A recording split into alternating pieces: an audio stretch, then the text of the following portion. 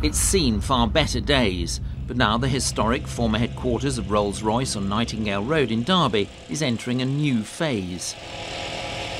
This huge empty area behind, until the early 2000s, was a thriving factory making jet engine parts, and before that, making the iconic Merlin and Griffon engines that powered World War II fighters and bombers. The building hummed until it shut in 2008, exactly 100 years after it opened. So this is the entrance to the Marble Hall that they built in 1937.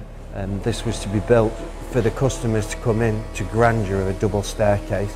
Paul Staniforth is overseeing the restoration. There would have been a bust of Mr. Royce on that one, and on this side would have been a bust of Mr. Rolls. And then what was here? That was a stained glass window. The original's been removed to another Derby Rolls-Royce site, but it's hoped a reproduction will go in. The Grade 2 listed structure is to be restored for use as a community centre.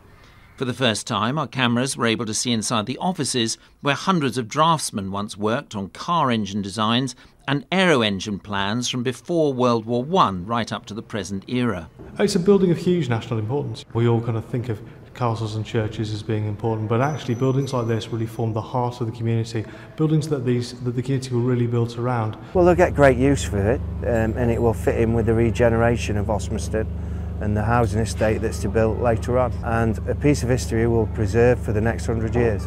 It's hoped the building will be ready for use once again by August next year. In the meantime, there's plenty to be done. James Roberson, BBC East Midlands Today, Derby.